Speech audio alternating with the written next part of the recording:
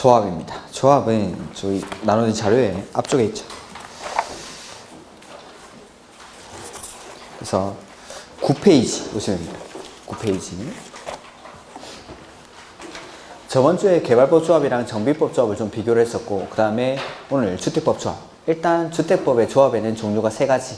지역, 직장, 리모델링 주택조합이라는 게 있죠. 그 다음에 첫 번째, 조합원의 자격. 지역 주택조합은 동일한 지역 안에 얼마 이상 거주해야 되죠? 6개월 이상 거주할 것을 요건으로 하고 85제곱미터 이하의 주택을 한 채에 한해서 소유한 세대주인자나 무주택 세대주가 조합원이 될 수 있죠. 그 다음에 직장주택조합은 건설하기 위한 직장주택조합과 공급하기 위한 직장주택조합으로 구분하는데 둘 다 동일한 직장에 근로하는 근로자일 것을 요건으로 합니다. 그 다음에 건설하는 직장주택조합은 지역주택조합이랑 마찬가지로 85제곱미터 이하의 주택을 한 채에 한해서 소유한 세대주인자나 무주택자. 근데 공급받기 위한 직장주택조합은 무주택자나 주택을 소유하지 아니한 자로 한정하죠. 그 다음에 리모델링 주택조합은 소유자들이 조합원이 됩니다. 조합원들이. 그 다음에 조합원의 수는 지역 직장주택조합은 주택건설 예정 세대수의 얼마? 50% 이상으로 구성하는데 최소 20인. 근데 리모델링 주택조합은 이런 걸 요구하지 않죠. 그 다음에 인가 여부. 지역 직장 주택조합은 주택건설 대지 소재지를 관할하는 누구한테? 시장, 군수, 구청장에게 인가받죠. 그 다음에 리모델링 주택조합도 인가받습니다. 다만 국민주택을 공급받기 위한 직장주택조합은 신고. 요것만 신고. 그래서 개발법 조합, 정비법 조합, 주택법 조합 싹 다 인가받는데 국민주택을 공급받기 위한 직장주택조합만 신고. 이렇게. 그 다음에 인가를 신청할 때에는 주택건설 대지에 대한 권원은 얼마 이상? 80%, 소유권은 15% 이상을 확보해서 조합 설립 인가를 신청해야 되죠. 둘 다 확보해야 되죠. 모두. 그 다음에 뭐 공급받는 직장주택조합이라든지 리모델링 주택조합은 이런 게 필요가 없겠죠. 당연히 소유자들이고 뭐 지어진 거 사오는 거고. 그 다음에 조합원을 모집할 때 N은 권원을 얼마 이상 확보해야 되죠? 50%. 조합원 모집할 때는 권원 50%. 인가 신청할 때는 권원 80%, 소유권 15%. 모집할 때는 50%. 모집할 때는 권원 50%를 확보해서 시장, 군수, 구청장에게 뭐 하고 모집하죠? 신고하고 방법은 공개 모집. 다만 조합원을 충원하거나 재모집할 때는 선착순의 방법으로 모집할 수 있다라는 거. 그 다음에 조합원의 지위 양도. 지역 직장 주택조합 조합원의 지위는 양도가 원칙 금지입니까? 자유입니까? 금지. 실체가 없는 조합원의 지위만을 사고 팔고 하는 행위는 금지한다라고 했습니다. 원칙적으로는 지역 직장 주택조합원 조합원의 지위를 사고 팔고 하는 게 금지되는데 그 밑에 예외적으로 허용하는 게 있죠. 첫 번째, 추가 모집 승인을 받은 경우. 처음에 500명을 모집했는데 500명이 주택을 지으려니까 부담스러운 거죠. 그래서 우리 100명 더 모집하겠습니다 라고 하면은 그만큼 충원을 할 수 있다. 그 다음에 조합원의 사망. 그 다음에 사업 계획 승인 이후에 조합원의 지위가 양도, 증여, 판결 등으로 변경됐을 때는 그 사람으로 조합원을 교체할 수가 있습니다. 그러니까 사업 계획 승인 이후에 실체가 생긴 이후에는 양도하는 게 가능해집니다. 이렇게. 그 다음에 탈퇴, 자격 상실, 주택 건설 예정 세대수의 변경 등의 사유로 인할 때는 조합원을 교체하거나 신규로 가입하게 할 수 있다라는 거. 다음 페이지.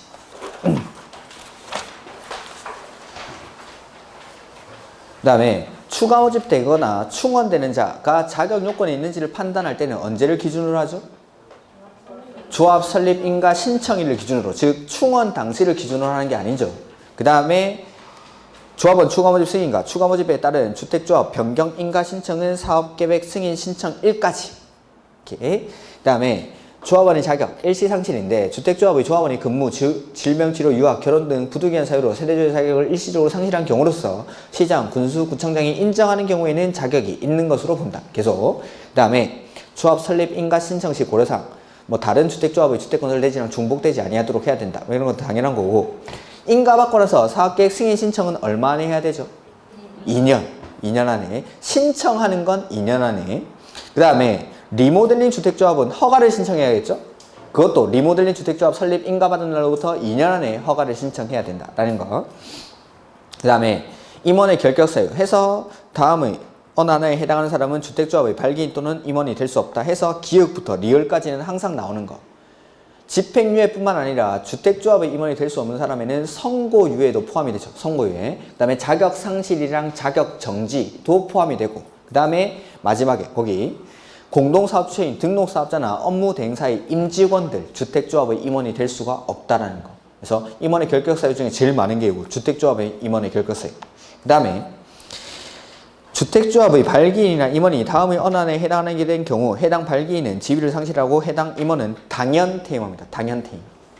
그래서 첫 번째는 기획에 발기인이 자격 기준을 갖추지 아니하게 되거나 주택조합의 임원이 조합원의 자격을 갖추지 아니하게 되는 경우. 그러니까 반대로 말하면 조합의 임원은 조합원 중에서 선출한다 이 말이죠. 근데 그 조합원이 갑자기 주택을 취득하거나 이러면서 조합원의 지위를 상실해버립니다. 그러면 임원의 자격도 당연퇴임한다. 그 다음에 니은에 결격사유에 해당하게 된 경우에는 발기인은 지위를 상실하고 임원은 당연퇴임합니다. 그 다음에 지위가 상실된 발기인 또는 퇴직된 임원이 지위 상실이나 퇴직 전에 관련 행위는 효력을 상실하지 않고, 그 다음에 주택조합의 임원은 다른 주택조합의 임원, 직원 또는 발기인을 겸할 수가 없다. 이런 것들은 겸직, 금지 의무. 이렇게. 그 다음에 리모델링 주택조합은 법인격이 법인입니다. 법인. 그러니까 지역 직장 주택조합은 인가받으면 성립하는데 리모델링 주택조합은 법인이기 때문에 뭐 할 때? 등기한 때. 법인이니까 등기한 때 성립한다. 이렇게. 리모델링 주택조합만 법인입니다. 그래서 개발법, 정비법 조합, 리모델링 주택조합은 성격이 법인. 그래서 개발법 조합, 정비법 조합, 리모델링 주택조합은 인가받으면 성립하는 게 아니라 언제? 등기한 때 성립한다. 그 다음에 그래서 2번 등기한 때 성립하고 조합의 명칭에는 리모델링 주택조합이라는 명칭을 반드시 사용을 해야 된다라는 거. 그 다음에 주택조합의 해산, 요거 시험 문제라고 했습니다.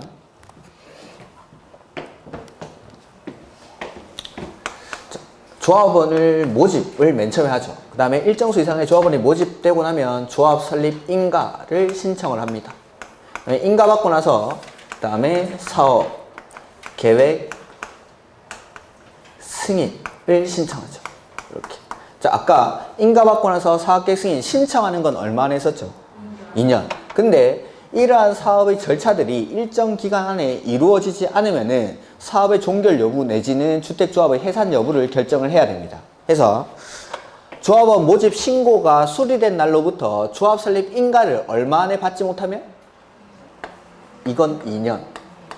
이거는 신청하는 게 아니라 받아야 되는 겁니다. 조합원 모집 신고가 수리된 날로부터 2년 안에 조합 설립 인가를 받지 못하면 사업의 종결 여부를 결정할 수 있습니다.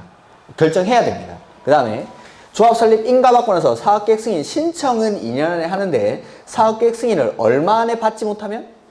3년 안에 받지 못하면 조합 해산 여부를 결정하여야 한다. 총회를 소집해서.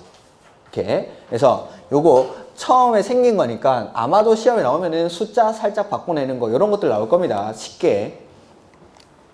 그래서 주택조합은 1번에 조합 설립 인가를 받은 날부터 3년이 되는 날까지 사업계획 승인을 받지 못하는 경우. 그래서 요거 두 번째 거죠. 인가 받고 나서 사업계획 승인을 3년 안에 받지 못하는 경우에는 조합 해산 여부를 결정해야 한다. 그 다음에 2번에 주택조합의 발기인은 조합원 모집 신고가 수리된 날부터 2년이 되는 날까지 설립 인가를 받지 못하는 경우. 이러한 것들을 받아야 되는 겁니다. 받아야 되는 거 신청하는 거 아니고 조합 가입 신청자 전원으로 구성된 총회를 거쳐 조합의 사업 종결 여부를 결정하도록 하여야 한다. 그 다음에 1, 2에 따라 총회를 소집하려는 주택조합의 임원 또는 발기인은 총회가 개최되기 7일 전까지 회의 목적, 안건, 일시, 장소를 정해서 조합원 또는 주택조합의 가입 신청자에게 통지해야 한다. 그 다음에 해산을 결의하거나 사업의 종결을 결의하는 경우 대통령령으로 정하는 바에 따라 청산인을 선임해야 한다. 이렇게. 그 다음에 5번에 주택조합의 발기인은 위 2에 따른 총회의 결과를 인가 내준 시장, 군수, 구청장한테 알려주는 겁니다. 인가를 해준 사람이 시장, 군수, 구청장이니까. 이렇게. 요거. 아주 거의 뭐 99%? 1% 안 나올 수도 있겠지만, 아무튼, 나온다 생각하고 이런 것들을 보고 가십시오. 그 다음에 조합 설립 인가의 취소. 주택법에서 취소 나오면 무조건 뭐죠? 할 수 있다. 주택법에서 취소는 무조건 할 수 있다. 그래서 이것도 취소할 수 있다. 그래서 거짓이나 그 밖에 부정한 방법으로 설립 인가를 받은 경우나 이 법이 명명의 사본을 위반했을 때, 그 다음에 시공보증 이런 것들은 참고로 이렇게. 자, 보죠. 3번 직장주택조합에 관한 설명으로 옳은 것. 직장주택조합의 구성원이 되기 위해서는 조합 설립 인가 신청일 현재 동일한 직장에 얼마 이상 근무하는 자로서 그런 거 없습니다. 그냥 근무하는 사람입니다. 지역주택조합이 동일한 지역 안에 6개월 이상 거주할 것을 요건으로 하고 직장주택조합은 그냥 근로하는 사람이면 됩니다. 하루라도. 이렇게. 그 다음에 2번 지역주택조합 또는 직장주택조합 설립 인가를 받거나 인가받은 내용을 변경하기 위해서 조합원을 모집할 때에는 어떻게? 신고하고 공개 모집. 신고하고 공개 모집. 조합원을 모집할 때는 신고하고 공개 모집. 그리고 권원은 얼마 이상 확보해야 되죠? 50% 이상. 모집할 때는 권원 50%. 그리고 지역 직장주택조합 설립 인가를 받은 날부터 30일 이내에 주된 사무소 소재에 등기해야 성립합니까? 그건 리모델링 주택조합. 지역 직장주택조합은 등기를 요하지 않죠. 법인이 아니기 때문에. 그 다음에 주택조합 설립 인가를 받으려는 자는 해당 주택건설 대지의 얼마 이상? 인가 받을 때는 80%. 조합원 모집할 때는 권원 50%. 근데 모집 신고가 수리되고 나서 인가를 신청할 때는 권원은 80%, 소유권은 15% 모두를 확보해야죠. 하고라고 되어 있죠. 그 다음에 지역주택조합 또는 직장주택조합 설립 인가를 받은 후 해당 조합원을 교체하거나 신규로 가입하게 할 수 없다가 원칙. 지역 직장주택조합은 없는 게 원칙인데 다만 사업계획 승인 이후에 입주로 성립된 지위가 양도, 증여, 판결 등으로 변경된 경우는 제외한다. 맞죠? 이렇게 사업계획 승인 이후에는 실체가 생겼으니까 양도가 가능해집니다. 그래서 5번이 정답. 4번 틀린 거. 주택조합 및 주택조합의 발기인은 주택조합 업무를 대행하게 하는 경우 계약금 등 자금의 보관 업무는 신탁업자에게 대행하게 하도록 하야 한다. 이거 우리 문제집에서 봤습니까? 자, 주택조합은 뭐 공인중개사라든지 회계사, 변호사 등에게 주택조합의 업무를 대신할 수 있게 해줍니다. 그러니까 공인중개사가 대표적으로 할 수 있는 게 조합원 모집하는 거, 이런 것들을 대신할 수 있습니다. 그러니까 조합 업무를 각종 전문직들에게 대신하게 할 수 있는데 요것만 따로 기억하십시오. 요것만. 자금의 보관 업무는 꼭 신탁업자한테만 대행하게 해야 됩니다. 그러니까 조합의 업무들을 여러 가지 업무를 대행하게 할 수 있습니다. 여러 사람에게. 그 중에 공인중개사도 들어갑니다. 근데 그 중에서 자금의 보관 업무는 누구한테만? 신탁업자한테만. 요것도 새로 생긴 조문입니다. 이렇게. 그 다음에 이미 신고된 사업대지와 전부 또는 일부가 중복되는 경우에는 신고 수리하면 됩니까? 안 됩니까? 안 되겠죠, 당연히. 그 다음에 주택조합의 발기인은 조합원 모집 신고를 하는 날 주택조합에 가입한 것으로 본다. 발기인이 우리 사업하자라는 이런 사람들이죠. 이런 사람들은 모집 신고가 수립되면은 바로 가입한 것으로 본다. 그 다음에 이 사람들은 주택조합의 발기인은 그 조합의 가입 신청자와 동일한 권리 의무가 있다라는 거. 4번. 조합의 조합원은 규약으로 정하는 바에 따라 조합의 탈퇴 의사를 알리고 탈퇴할 수가 있죠. 그리고 이 경우 탈퇴한 조합원은 비용의 환급을 청구할 수가 있다. 제명된 조합원은 청구할 수가 있죠. 제명된 조합원도 청구할 수 있다. 그 다음에 주택조합은 주택조합 설립 인가를 받은 날부터 2년이 되는 날까지 사업계획 승인을 받지 못하면은 3년. 신청하는 건 2년, 받지 못하면은 3년. 그다음에 모집 신고가 수리되는 날부터 인가는 얼마 안에 받지 못하면? 2년. 요거. 그 다음에 5번 리모델링 주택조합. 옳은 것. 주택단지 전체를 리모델링하고자 하는 경우. 자, 리모델링 주택조합 설립할 때 동의요건이 있었죠. 조합 설립 인가를 신청할 때 이 동의요건은 단지 전체를 리모델링 할 때는 전체 구분 소유자 및 의결권의 3분의 2 이상의 결의가 필요하고 각동 과반수. 그 다음에 동만 리모델링 할 때는 그 동 구분 소유자 및 의결권의 3분의 2 이상의 결의가 필요하죠. 그 다음에 인가받고 나면 리모델링 공사에 착수할 때는 허가를 신청하죠. 허가 신청 시 동의요건은 전체를 리모델링 할 때 전체 구분 소유자 및 의결권의 75%. 그 다음에 각동 구분 소유자 50%의 동의가 필요합니다. 그 다음에 동만 리모델링 할 때는 그 동 구분 소유자 및 의결권의 75% 이상의 동의가 필요하다. 그리고 리모델링은 75% 이상 확보하면은 허가 내주죠. 그럼 나머지 25%에 대해서 행사하는 게 매도 청구. 이렇게. 그래서 사업계획 승인은 원칙 소유권 100% 확보해야 되는데 리모델링 주택조합의 경우 매도 청구를 했을 때는 75% 아직 25% 확보 못했더라도 사업계획 승인을 받을 수가 있다라는 그래서 옳은 것 1번 리모델링을 하고자 하는 경우 주택단지 전체 구분소유자와 의결권의 3분의 2 이상의 결의 및 각동 구분소유자 과반수의 결의를 증명하는 서류를 첨부해서 시장, 군수, 구청장 인가를 받아야 인가시 동의요건이니까 3분의 2랑 과반수 맞죠? 그 다음에 리모델링 주택조합이 주택단지 전체를 리모델링하는 경우 주택단지 전체 구분소유자 및 의결권의 75% 이상의 동의와 각동 구분소유자 50% 이상의 동의를 받아 허가 신청할 때는 75%, 50% 이렇게.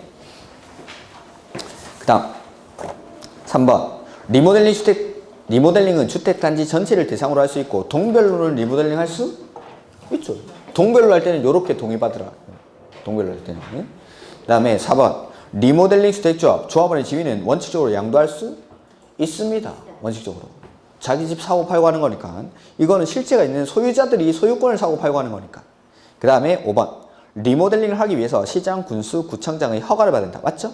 단 세대수를 증가하는 리모델링 주택조합의 경우 증가하는 세대수가 얼마 이상일 때 사업계획 승인을 받죠? 30세대 이상일 때.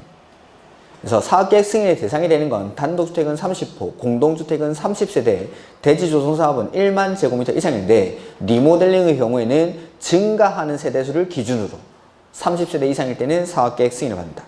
그 다음에 6번 리모델링에 관한 설명으로 옳은 것 리모델링이란 건축물의 노후와 억제 또는 기능 향상 등을 위해서 증축하는 행위를 말하며 대수선은 포함되지 아니한다? 포함되죠. 대수선이나 증축하는 행위를 리모델링이라고 합니다. 해서 대수선 할 때는 얼마가 경과해야 되죠? 사용 검사나 사용 승인일로부터 10년 대수선은 증축할 때는 15년 그 다음 그래서 2번 리모델링 하기 위해서 증축하기 위해서는 얼마? 15년 대수선은 사용 검사나 사용 승인일로부터 10년 증축할 때는 15년이 경과할 것을 요건으로 한다. 증축할 때 주거전용 면적은 얼마까지? 30% 이내에서 다만 세대의 주거전용 면적이 85제곱미터 미만인 경우에는 40% 이내에서 증축할 수 있다. 이 경우 공동주택의 기능 향상을 위해서 공용 부분에 대해서 별도로 증축할 수 있습니다. 그러니까 30% 40% 그건 맞는데 뒤에 없다가 아니라 있다. 그 다음에 세대수 증가형 리모델링의 경우 각 세대의 증축 가능한 면적을 합산한 면적의 범위에서 세대수는 15%까지 수직으로 증축하는 경우 기존 건축물이 15층 이상일 때는 몇 개층까지? 3개층까지 14층 이하일 때는 2개층까지 그 다음에 신축 당시에 구조도를 보유하고 있을 것 이런 것들이 증축할 때 요건 그래서 최대로 증축하면 3개층까지 맞죠? 이렇게 5번이 정답. 그래서 방금 말씀드린 숫자들 시험에 나옵니다.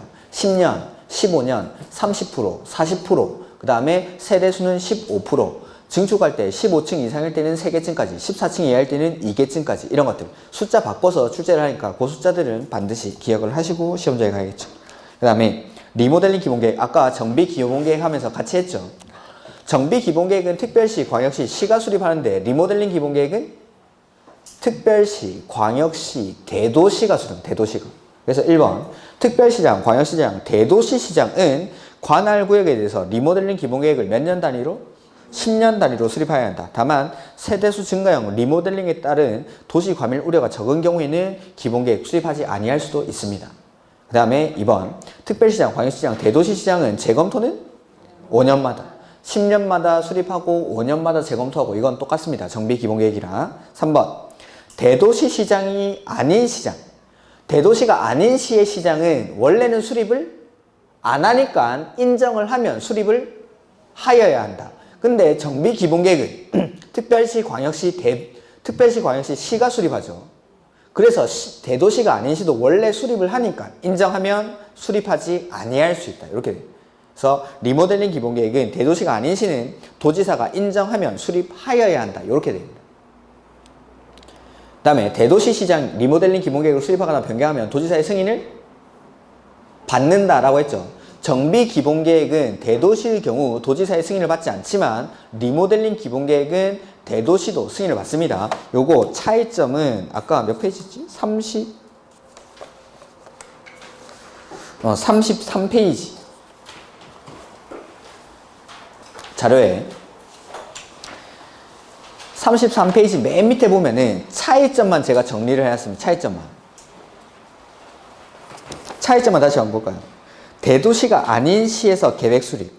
정비 기본 계획은 대도시가 아닌 시는 원래 수립을 하니까 인정하면 수립하지 아니할 수 있다. 근데 정비 리모델링 기본 계획은 원래 안 하니까 인정하면 수립하여야 한다.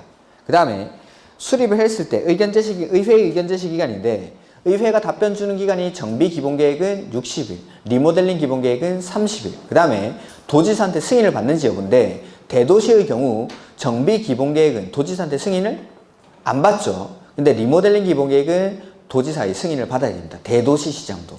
요게 차이점들입니다. 나머지 내용들은 거의 유사하니까 그냥 한번 읽어보시면 됩니다. 그 다음에 그래서 7번에 5번 특별시장, 광역시장, 대도시시장은 리모델링을 원하는 추진을 위해서 리모델링 지원센터를 설치 운영할 수 있다. 이거는 시장, 군수, 구청장이 설치 운영합니다. 시장, 군수, 구청. 리모델링 지원센터를 시장, 군수, 구청장이 설치 운영할 수 있습니다. 이렇게.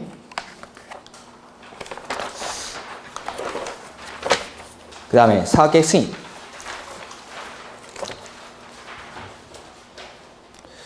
자, 사업계획 승인권자 1번에 주택건설 사업 또는 대지 조성 사업으로서 해당 대지 면적이 10만 제곱미터 이상일 때는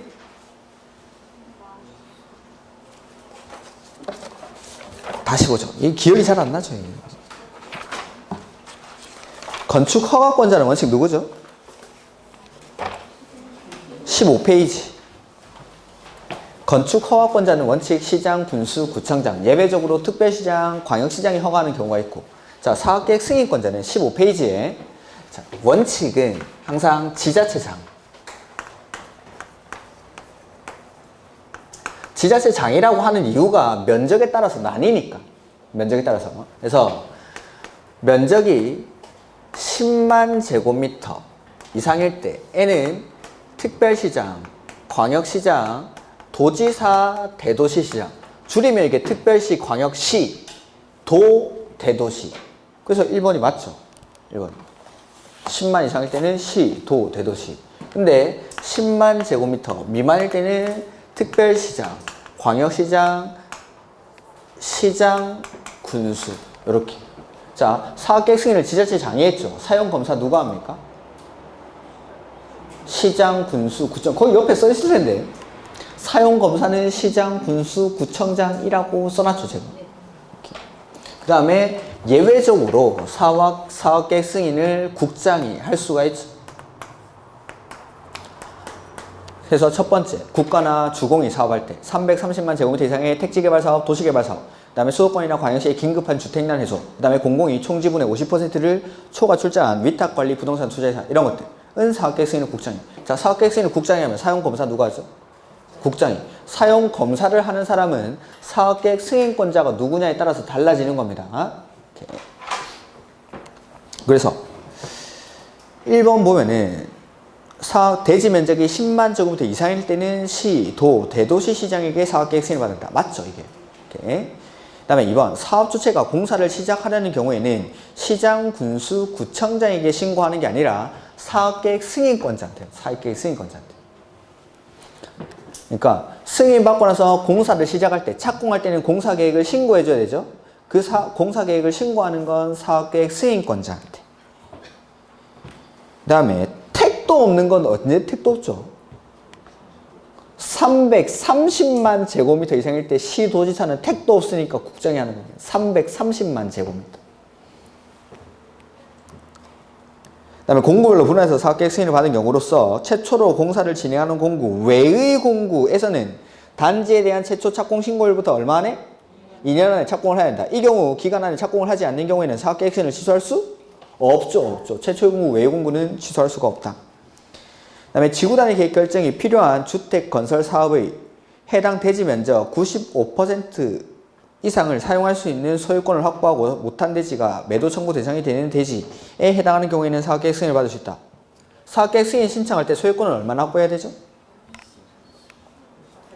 100%, 원칙은 100%. 이거는 매도 청구에 나올 텐데.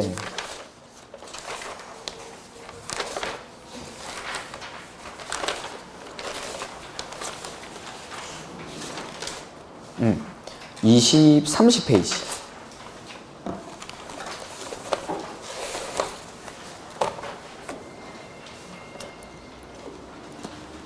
30페이지에 3번에 보면 주택법 나와있죠? 사업계획 승인 시 소유권 확보. 원칙은 100%. 원칙은 100%. 원칙은 소유권을 확보하여야 한다. 100%인데 지구 단위 계획 결정이 필요한 데서는 80% 이상의 권원.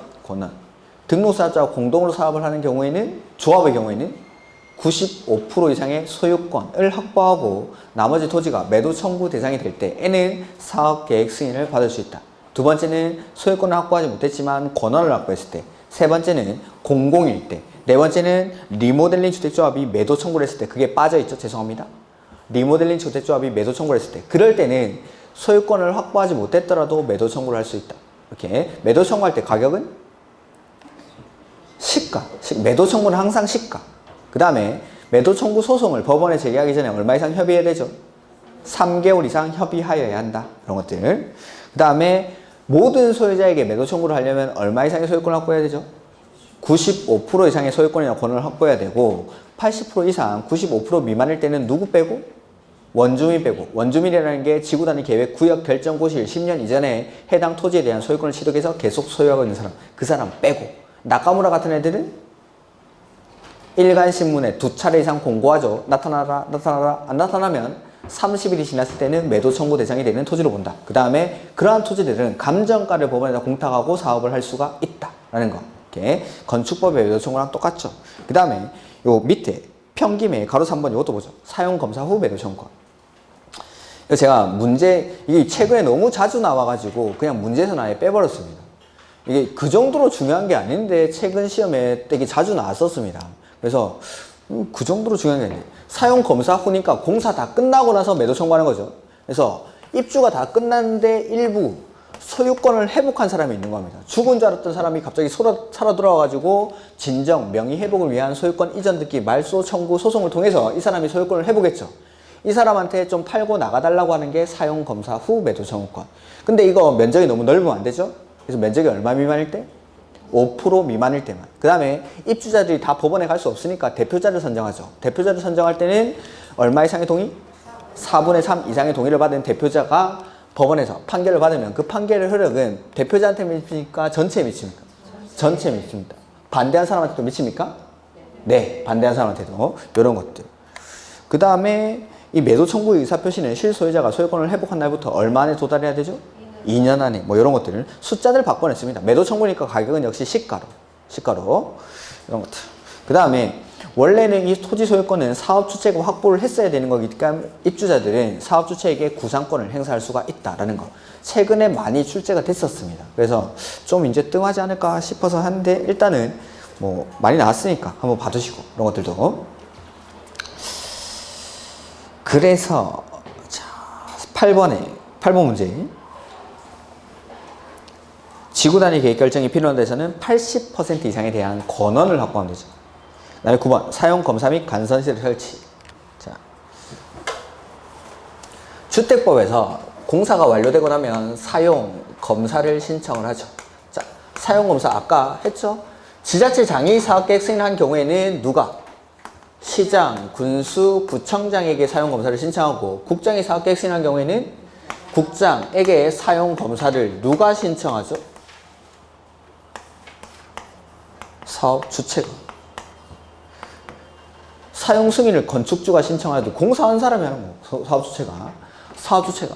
근데 이 사업 주체가 파산했다든지 내지는 정당한 사유 없이 사용 검사를 신청하지 않을 때, 이럴 때는 자 파산한 경우에는 보증인, 시공 보증인이 시공자를 선정해서 잔여 공사를 마무리하고 사용 검사를 신청할 수 있고, 보증인도 없거나 보증인도 파산했을 때는 입주 예정자 대표회의가 시공자를 선정해서 잔여 공사를 마무리하고 사용 검사를 신청할 수가 있다라는 거. 그 다음에 정당한 사유 없이 사용 검사를 신청하지 않을 때, 이런 것들은 아까 보던 그 15페이지입니까? 15페이지 바로 뒤에 16페이지에 사용 검사 사용 승인에 다 나와 있습니다. 정당한 사유 없이 할 때는 보증인, 입주 예정자뿐만 아니라 한 명 더 할 수 있는데 시공자까지. 이렇게 한번 보면은 사업주체가 파산 등으로 사용검사를 받을 수 없는 경우 해당 주택을 시공을 보증한 자, 입주 예정자가 사용검사를 받을 수 있다. 이 경우 사용검사를 받는 자는 지체 없이 사업주체 명의로 보존 등기를 할 수가 없습니다. 삼성물산이 파산했는데 법인이 죽은 거나 마찬가지죠. 파산은. 근데 죽은 사람 명의로 보존 등기를 할 수가 없죠. 그러니까 파산해서 보증인이나 입주 예정자가 직접 사용검사를 신청한 경우에는 이 사람들 명의로 직접 보존 등기를 신청할 수가 있다라고 했습니다. 이렇게 파산했으니까. 그래서 1번이 틀렸죠. 2번, 사업주체가 정당한 사유 없이 사용검사를 위한 절차를 이행하지 아니하는 경우 해당 주택 시공을 보증한 자, 보증인, 입주 예정자뿐만 아니라 누구까지? 시공자까지 사용검사를 신청할 수 있고, 그 다음에 이 경우 사용검사권자는 사업주체가 사용검사를 받지 아니하는 정당한 이유를 밝히지 못하면 사용검사를 거부하거나 지연할 수 없다. 이렇게. 3번, 사업주체는 사업계획 승인을 받아 시행하는 주택건설사업 또는 대지조성사업을 완료한 경우 주택 또는 대지에 대해서 시장, 군수, 구청장, 원칙적으로는 시장, 군수, 구청장의 사용검사를 받는다. 이게 맞죠? 원칙. 별 말이 없으면은 그냥 원칙을 물어보는 겁니다. 근데 사업계획 승인을 국장에게 받은 경우에는 국장에게 사용검사를 받아야 한다. 그 다음에 사업주체가 100세대 이상의 주택건설사업을 시행하는 경우 전기, 통신, 가스, 지역 난방시설, 인간선시설은 누가 설치하죠? 공급하는 자가. 이거 노트에 아마 정리가 되어 있을 겁니다. 단독주택은 100호, 공동주택은 100세대, 대지조성사업은 16,500제곱미터 이상일 때. 자, 간선시설은 원칙 사업주체가 설치를 해야 되는데 100호, 100세대, 16,500제곱미터 이상일 때는 간선시설의 설치 의무자가 좀 달라집니다. 도로나 상하수도는 지자체, 지금 보신 전기, 가스, 통신, 지역 난방시설은 공급하는 자, 우체통은 국가가 이렇게 설치 의무자가 사용검사 1까지 설치를 완료를 해야 됩니다. 다만 이 설치 의무자들이 설치를 안 하면 사업주체가 자기가 직접 설치할 수가 있고 비용 상환 계약을 체결해야 됩니다. 이것들. 그래서 공급하는 자가 설치해야 한다라고 되어 있죠. 그 다음에 5번, 간선시설 설치 비용은 설치 의무자가 부담을 하는데 이 경우 도로나 상하수도는 누가 설치했습니까? 지자체. 광명시 돈이 없을 수도 있겠죠. 그럴 때는 국가가 50%까지 보조할 수가 있다라는 거. 그 다음에 거기 넘기지 마시고 옆에 OX 지문 1번, 주택건설 사업계획 승인 조건이 이행되지 않은 경우에는 뭐별로? 동별로 사용검사를 받을 수가 있죠. 사업계획 승인 조건의 미이행일 때. 그 다음에 사용검사 15일부터 4번, 공동주택이 동별로 공사가 완료되고 임시사용 승인 신청이 있는 경우 대상주택이 사업계획의 내용에 적합하고 사용에 지장이 없는 때 세대별로 임시사용 승인을 할 수 있다. 주택은 동별로, 공동주택은 세대별로, 대지는 구획별로. 주택은 동별로, 공동주택은 세대별로, 대지는 구획별로 임시사용 승인을 할 수가 있다. 맞는 지문이죠. 맨 앞에 공동주택이라고 되어 있으니까 세대별로. 주택은 동별로, 공동주택은 세대별로, 대지는 구획별로 이렇게. 그 다음에 10번 옳은 것. 국가 또는 지자체는 그가 소유한 토지를 매각하거나 임대하는 경우에는 원래는 경쟁입찰을 해야 됨에도 불구하고 국민주택 규모의 주택을 50% 이상 건설하거나 조합주택을 건설할 때는 그 사람들에게 우선적으로 매각하거나 임대할 수 있죠. 그래서 1번 맞죠. 조합주택 건설을 목적으로 매수 또는 임차를 원하는 자가 있으면, 요거 말고 하나 더 있는 게 국민주택 규모의 주택을 50% 이상 건설할 때 에는 그 사람들에게 우선적으로 매각하거나 임대할 수 있습니다. 근데 안 하면 매각한 건 환매하고 임대계약은 취소할 수 있다고 했죠. 얼마 안에 안 하면? 2년 안에 사업에 착수하지 않으면. 이렇게. 그 다음에 사업주체가 국민주택 용지로 사용하기 위해서 도시개발사업 시행자에게 채비지 매각을 요구한 경우 그 도시개발사업 시행자는 채비지 총 면적의 얼마까지? 50%까지 그 국민주택 건설 사업을 하는 사람에게 우선적으로 매각할 수 있습니다. 국민주택 지으니까. 이렇게. 이때 이 채비지 양도 가격은 감정. 원칙은 감정가. 감정가 이해는 조금 있다가. 원칙은 감정가로 하는데 임대주택을 건설할 때는 조성원가로 할 수 있어요. 조성원가. 감정가 이하가 아니라 조성원가로. 예? 그 다음 4번 등록사업 주체인 법인은 국민주택을 건설하거나 국민주택 건설하기 위한 대지를 조성하는 경우 토지에 정착한 물건 그 다음에 소유권의 권리를 수용하거나 사용할 수 있다. 자, 수용 또 나왔죠. 수용, 주택법에서의 수용은 누구만 하죠? 공공만. 시설사업, 개발사업, 정비사업에서의 수용은 모든 사업 주체가 수용을 합니다. 다만 주택법에서의 수용은 국가, 지자체, 주공, 지방공사만, 공공만. 거기 정리가 되어 있지 않습니까? 노트에? 주택법에서의 수용은 수용 다 모아놓은데도 정리를 해놨을 거고 아마 주택법에서도 또 따로 정리를 해놨을 것 같은데 왠지. 그래서 수용 다 모은데 보면은 시설사업, 개발사업, 정비사업에서의 수용은 모든 시행자, 공공이든 민간이든. 단 재건축 사업은 아주 예외적으로 천재지변이 발생했을 때만. 재건축 사업은 우리 집 고치는 거니까 원칙적으로 수용이 안 되는 거죠. 근데 천재지변이 발생했을 때만 수용할 수 있고, 근데 주택법에서의 수용은 공공만, 국가, 지자체, 주공, 지방공사만 국민주택 건설 사업을 목적으로 할 때만 수용할 수 있습니다. 이렇게. 그러니까 법인은 수용을 할 수가 없죠. 법인. 등록사업자인 법인 삼성물산은 원칙적으로 수용을 할 수가 없다라는 거. 그 다음에 5번. 지방공사인 사업주체는 주택건설 사업을 위한 토지 매수 업무와 손실보상 업무를 지자체에 위탁할 수 있다. 토지 매수 업무와 손실보상 업무를 위탁하는 사람은 누구만? 국가랑 주공만. 국가랑 주공이 부산 저 통영 뭐 이런 데 있는 토지를 매수하거나 손실보상 업무하러 내려가기가 힘든 겁니다.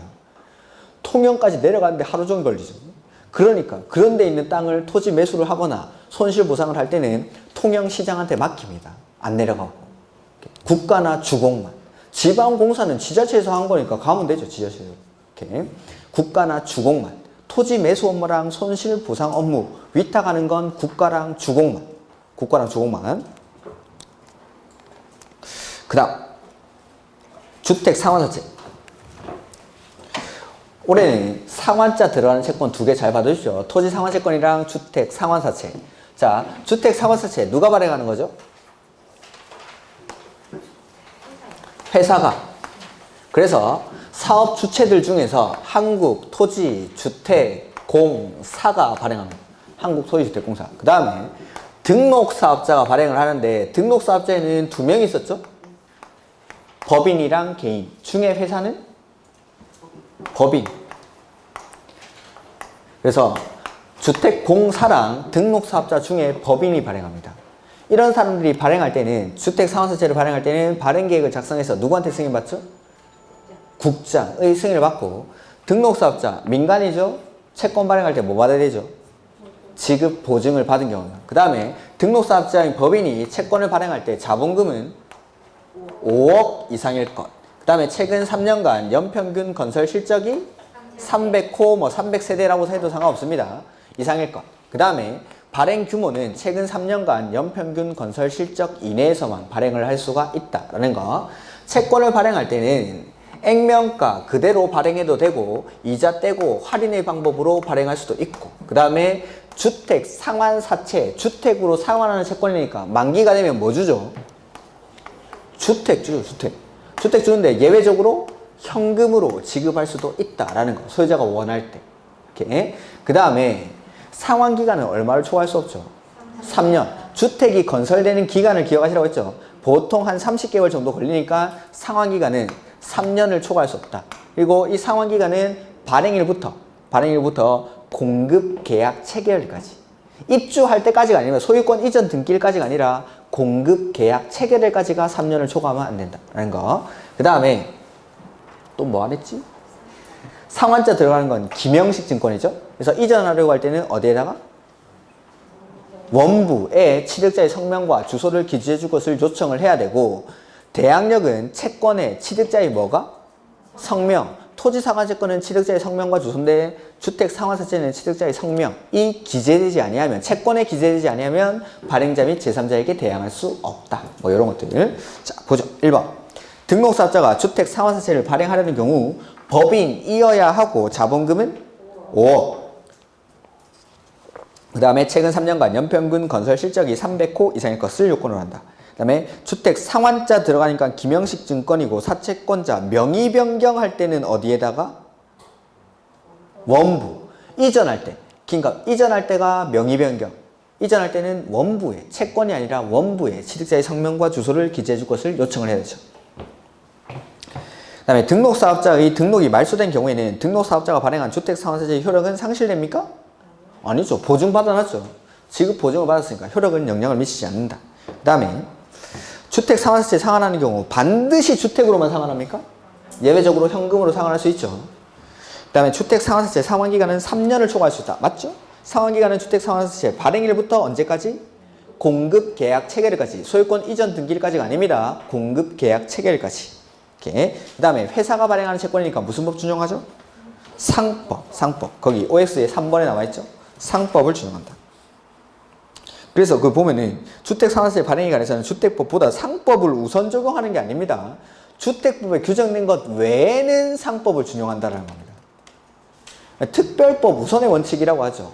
그러니까 주택법에 주택상환사채에 관한 규정을 주정을 해놨는데 이거 말고 나머지 규정들은 상법에 있는 걸 상법에 대한 사채 발행에 관한 규정을 준용하겠다라는 거. 주택법에 있는 거 빼고 나머지. 그 다음에 공급. 자, 이거 한번 보면.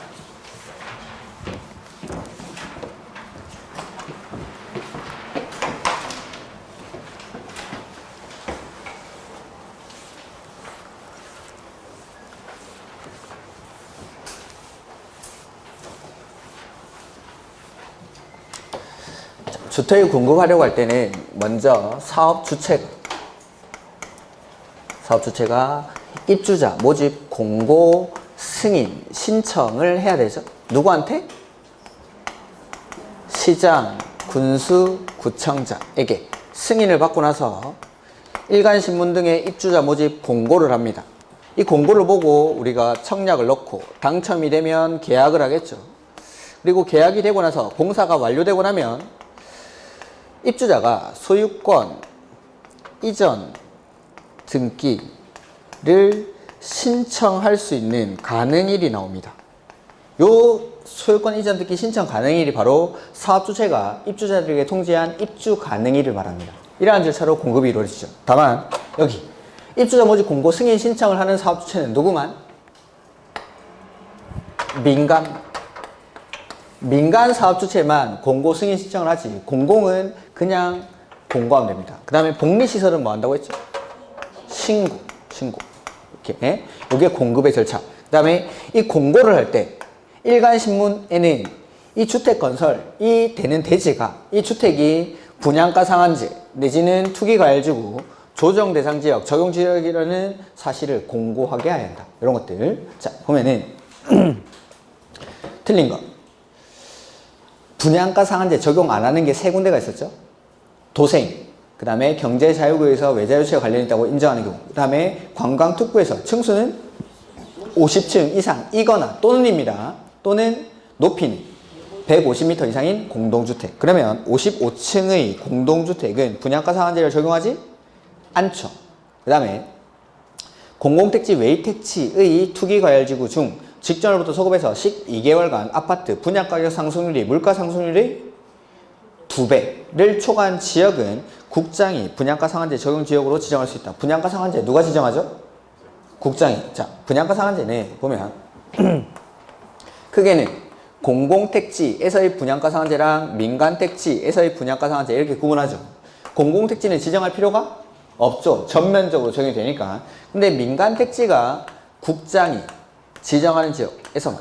그래서 투기과열지구 중에 첫 번째 직전으로부터 소급해서 12개월간 분양가격 상승률이 물가 상승률이 2배를 초과하는 지역. 그 다음에 직전으로부터 소급해서 3개월간 분양권 전매 거래량이 전년 동기 대비 20% 이상 증가한 지역. 그 다음에 경쟁률은 5대1, 10대1.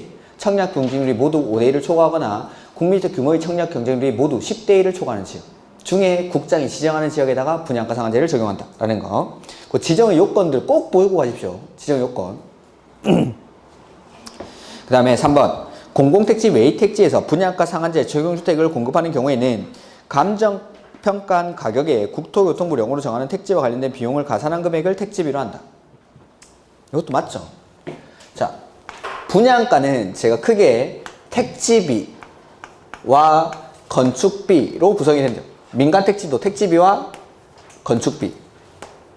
근데 이 건축비라는 건 기본형 건축비가 적용이 되기 때문에 민간 택지든 공공 택지든 동일하게 문연될 거 없는데, 요거 택지비에서 공공 택지는 원칙은 공급 가격을 그대로 인정을 해줍니다. 사업 주체가 사들인 가격을. 근데 민간 택지에서의 택지비를 책정할 때는 원칙은 감정가. 그래서 그 말입니다.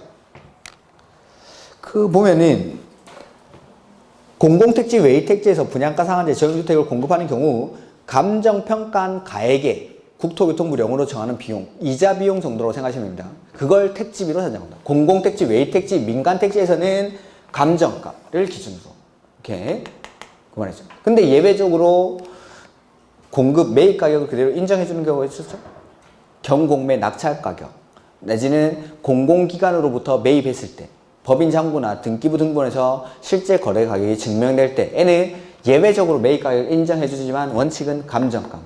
이렇게. 4번 분양가 상한제 적용지역으로 지정된 지역의 시도지사, 시장, 군수, 구청장은 자기가 지정권자가 아니니까 해제하려고 할 때는 지정권자인 국장에게 해제를 요청해야겠죠. 그럼 요청을 받으면 며칠 안에 답변 줘야 되죠? 40일. 분양가 상한제, 투기과열지구, 조정대상지역, 지정하는 절차, 해제하는 절차 다 똑같았죠. 그래서 그 40일은 밑에 나와 있을 겁니다. 그 다음에 지방공사는 공공입니까? 민간입니까? 공공. 시장 군수한테 승인을 받습니까? 안 받습니까? 안 받죠. 여기 민간 사업 주체만 입주자 모집 공고 승인 신청을 시장 군수 구청장한테 하죠. 그 다음에 옆에 OX 민주의 4번 시장 군수 구청장은 분양 가격의 제한 및 공시에 관한 사항을 심의하기 위해서 사업계획 승인 신청이 있은 날부터 20일 안에 분양가 심사위원회를 설치 운영하야 한다. 자, 시장 군수 구청장은 여기 승인 내줄 때 분양가를 심사를 합니다. 이 분양가를 심사하기 위해서 사업계획 승인 신청이 있은 날로부터 20일 안에 분양가 심사위원회라는 걸 설치 운영을 합니다. 그리고 이 기구의 특징은 구속력이 있다고 했죠. 그래서 시장 군수구청장이 승인 내줄 때 이 위원회 심사 결과에 따라 승인 여부를 결정을 합니다. 이렇게 분양가 심사위원회. 13번 투기과열지구는 누가 지정하죠? 이나 시도지사, 국장, 시도지사가 지정할 수 있죠. 그래서 국장이 투기과열지구를 지정하거나 해제할 경우에는 미리 시도지사의 의견을 들을까요? 협의할까요? 그렇죠. 밑에 사람한테 의견 들어야죠. 밑에 사람이니까. 국장이 지정할 때는 밑에 사람 시도지사랑 의견 듣고, 시도지사가 지정할 때는 국장과 협의해서 이렇게. 이런 것들을 외우니까 헷갈리는 겁니다. 밑에 사람한테는 항상 의견 듣는 거고 나랑 동급 나보다 위에 있는 사람이랑은 협의한다. 이렇게. 그 다음에 2번 주택의 분양 계획이 지난달보다 30% 이상 감소한 곳은 투기과열지구 누가 지정한다고 했죠? 국장이나 시도지사가 지정해야지 시장, 군수, 구청장이 지정하는 경우는 없죠. 그리고 감소해야지 증가하면 안 되죠.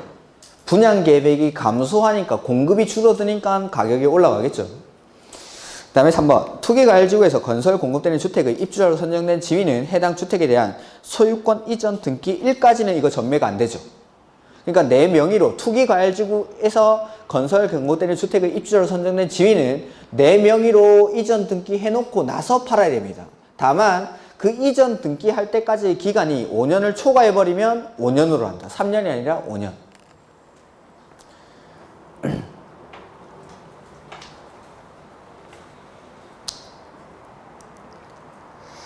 그 다음에 투기과열지구 지정 유지 여부에 대한 재검토는 얼마마다? 1년마다. 우리 대부분의 재검토는 5년마다 하죠. 근데 투기과열지구 지정 유지 여부에 대한 재검토는 1년마다.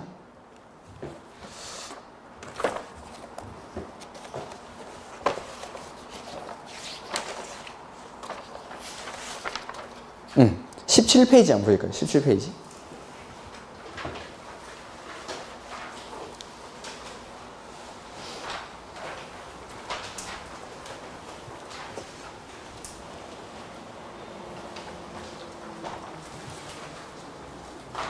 5년마다 재검토 내지는 타당성 검토, 변동사항을 확인하는 거 이런 것들이 대부분 5년마다 확인하는 거. 근데 맨 위에 1년마다 재검토하는 게 투기, 과열지구, 지정, 유지 여부에 대한 재검토. 그 다음에 계획을 10년 단위로 수립하는 게 정비 기본계획, 리모델링 기본계획을 말씀드렸고 1번에 보면은 정비 기본 방침이라는 게 있습니다. 기본 방침. 국장이 수립하는 게 있는데 그것도 10년 단위로. 오케이. 그 다음에 공동구 안전 및 유지 관리 계획은 몇 년마다 수립 시행하죠?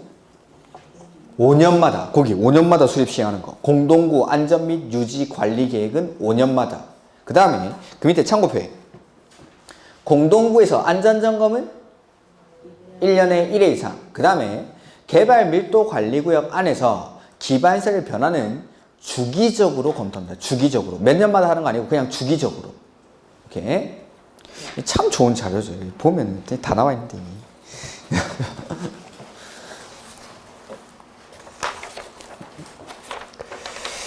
그 다음에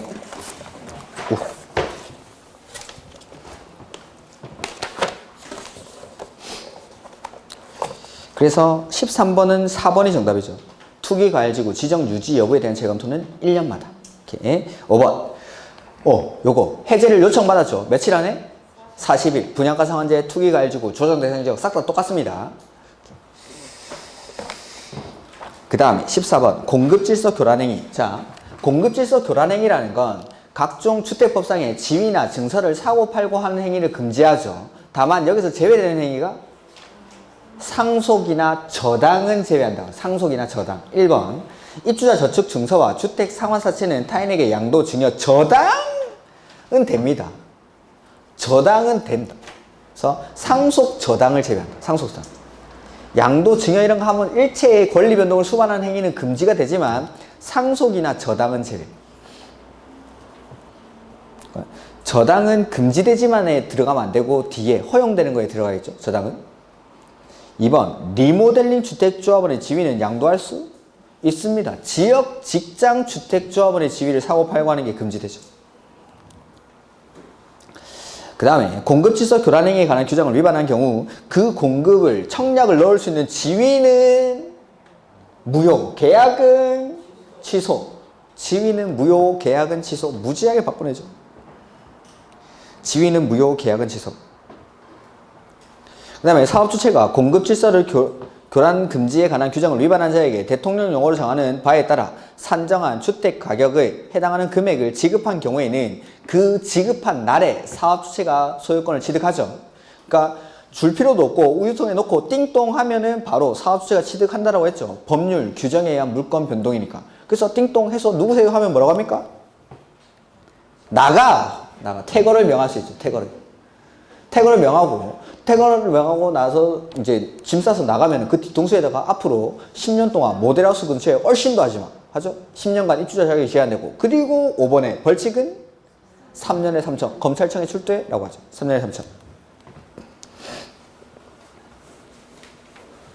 그 다음에 저당권 설정 등의 제한. 요거는 사업 주체가 공급 질서를 교란하는 행위죠. 해서 사업 주체는 여기 입주자 모집 공고 승인 신청일 이후부터 요때까지 소유권 이전 등기 신청 가능일 이후 며칠까지? 60일까지의 기간 동안 이때부터 이때까지의 기간 동안 입주 예정자의 동의 없이는 이 주택건설 대지나 주택에 담보물권 설정하면 안 되고 등기되는 임차권 설정하면 안 되고 처분하는 행위 이런 것들을 금지합니다. 근데 혹시나 할까봐 뭐 해놓죠? 부기등기. 자, 부기등기는 주택건설 대지에 대해서는 언제부터? 요거랑 동시에 입주자 모집 공고 승인 신청이랑 동시에 이때 대지에 대해서는 등기부가 있으니까. 근데 주택은 아직 공사가 완료되기 전이죠. 그래서 언제? 보존 등기랑 동시에. 근데 부기등기를 했는데도 이런 짓 하죠? 그때 효과는 무효. 1번 저당권 등의 설정 제한되는 기간은 입주자 모집 공고 1 이후부터. 입주자 모집 공고 1 이후부터가 아니라 입주자 모집 공고 1은 이날이죠. 입주자 모집 공고 승인 신청일 이후부터. 입주자 모집 공고 승인 신청일 이때부터. 공고일은 이때니까. 공고일이 아니라 승인 신청일부터. 이후부터 소유권 이전 등기를 신청할 수 있는 날 이후 며칠까지? 60일까지. 그 다음에 사업주체가 파산, 합병, 분할, 등록 말소 또는 영업정지 등의 사유로 사업을 시행할 수 없게 돼서 사업주체가 변경되는 경우에는 저당권 등 설정을 할 수가 있죠. 팔아야죠. 그래서 원래는 입주 예정자의 동의 없이는 담보물권 설정하는 거 안 되고 임차권 설정하는 거 안 되고 처분하면 안 되는데 입주 예정자의 동의 없이도 할 수 있는 행위들이 있었죠. 중도금 대출, 주택 건설 자금이나 주택 구입 자금의 일부를 융자해 줄 목적일 때, 그 다음에 세 번째 게 이겁니다. 이거 사업 이럴 때는 넘겨야죠. 다른 사람한테 처분해야죠.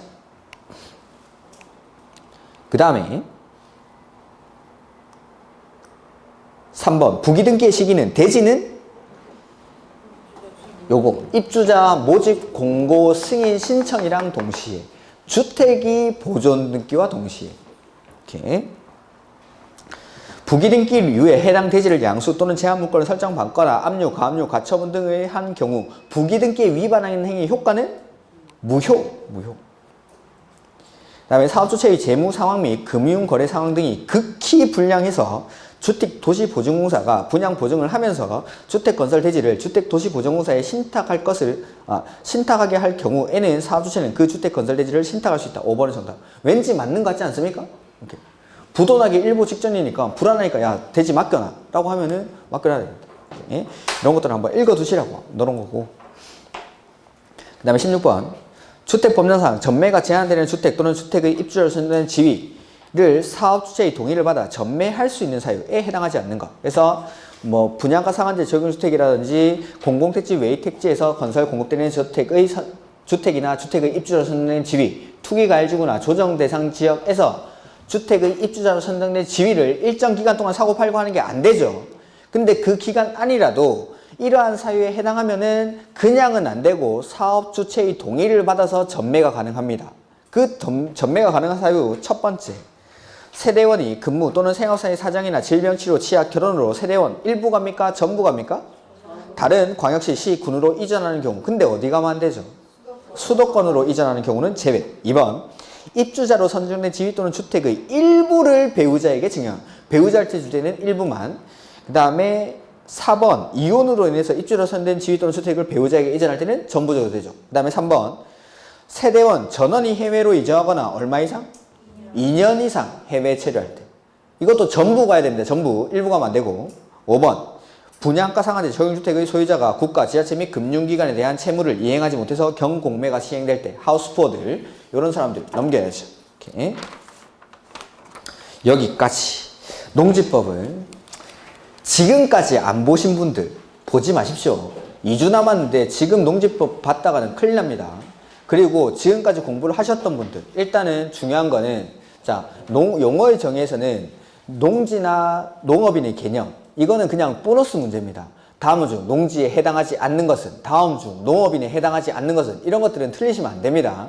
그 다음에 가장 중요한 건 소유, 농지의 소유. 이거는 뭐 언제든지 나올 수 있는 거. 그래서 누구든지 농지를 소유하려고 할 때, 취득하려고 할 때는 농지증을 발급받아야 되죠. 농지증. 근데 경자가 아님에도 불구하고 농지를 취득할 수 있는 경우가 한 13가지 정도 제가 정리를 해드렸습니다. 그런 것들은 다 외우긴 힘드실 테니까 일단은 외울 수 있는 데까지 외운다기보다는 여러 번 그냥 보고 가십시오. 아, 이러한 경우에는 경자가 아니라도 농지를 취득할 수 있구나 라고. 다만 자 농지를 취득하려고 할 때는 농지증을 발급받아야 하는데 그 농지증을 발급받으려고 할 때는 농업경영계획서라는 걸 작성을 해야 됩니다. 이렇게. 농지증은 며칠 안에 발급하죠? 4일. 농업경영계획서 작성이 면제될 때는 2일. 그리고 농지증은 누가 발급하죠? 시, 구, 읍, 면장이. 근데 농업경영계획서 작성이 면제될 때는 이틀 안에 농지증을 발급해야 되죠.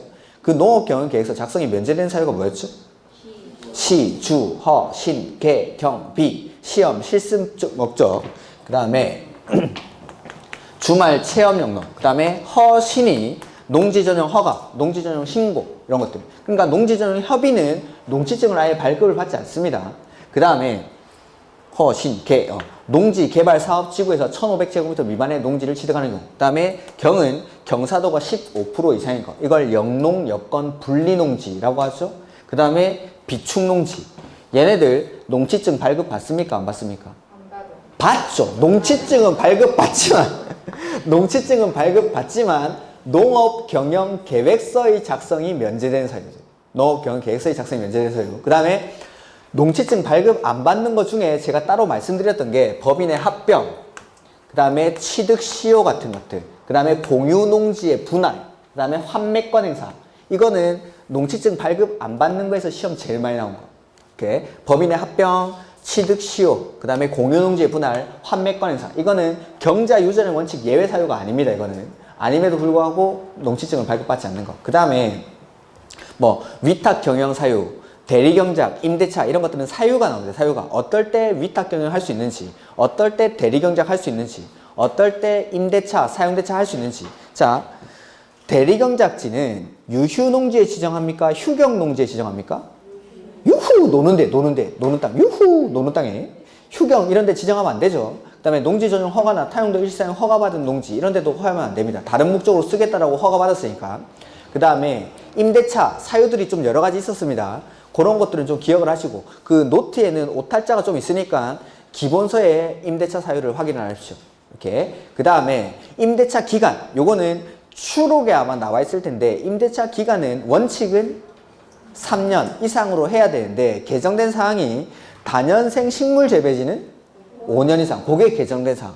고정사항. 그 다음에 임대차 서면 계약을 원칙으로 하는데 등기가 없는 경우에도 시, 구, 읍 면장의 확인을 받고 인도받은 경우에는 인도받은 다음 날부터 대항력이 생깁니다. 이런 것들 시험에 자주 나왔던 것들입니다. 근데 개정된 사항은 임대차 기간은 원칙 3년이었는데 다년생 식물 재배지 5년 이상 그게 추가됐다는 거.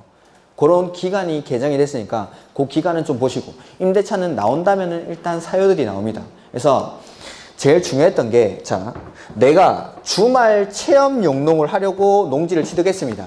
이거 다른 사람한테 빌려주면 됩니까? 안 됩니까? 안 되죠. 근데 내가 경자인데 주말 체험 용농 하겠다는 사람이 찾아와가지고 농지를 빌려달랍니다. 이 경자는 주말 체험 용농을 하려는 자에게 빌려주는 건 된다라고 했죠. 그리고 이 사람이 주말 체험 용농을 하려는 자에게 농지를 임대하는 걸 업으로 하는 사람입니다. 이런 사람한테 경자가 빌려주는 것도 됩니다. 근데 내가 농지를 취득한 목적이 주말 체험 영농을 하려고 취득했는데 이걸 다른 사람한테 빌려주는 건 안 됩니다. 그 다음에 시험 실습지 이런 것들도 다른 사람한테 빌려주면 안 됩니다. 그 다음에 이모작 목적으로 농지를 임대, 사용할 때는 얼마 이내의 기간 동안 빌려줄 수 있죠? 8개월. 이모작은 8개월. 이런 것들. 그 다음에 농업진흥지역 누가 지정하죠? 시도지사가. 권한자라도 좀 기억하고 가라고 했습니다. 이런 것들. 그래서 혹시나 뒤에 백선 문제 푸시다가 모르는 게 있으면 우리 학원 카페에다가 질문을 하시면 제가 답변을 달겠습니다. 바로 짧은 기간 안에. 답변 안다고 했으면 원장님한테 찾아와가지고 뭐라 하십시오.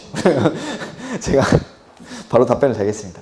자, 뭐 부족한 저를 믿고 이렇게 1년 동안 수업을 들어주셔서 감사합니다. 뭐 제가 생각하는 완벽한 강의는 아직 아주 많이 못 미치는 강사지만은 합격을 하는 데는 부족함이 없는 강의를 했다고 생각을 합니다. 남은 기간 동안 정리 잘 하셔가지고 시험장 가셔서 떨지 마시고 자기 실명 발휘하시면은 분명히 합격을 하실 겁니다. 그동안의 노력이 숲으로 돌아가지 않게끔 남은 기간 동안 정리 잘 하시고 건강관리 잘 하시고 긴장하지 마시고 시험장에서 그냥 편한 마음으로 시험 치시면은 합격이라는 건 자동으로 따라올 겁니다. 그동안 고생 많으셨고 내년에는 보지 않도록 했으면 좋겠어요. 여러분의 합격을 진심으로 기원하겠습니다. 감사합니다.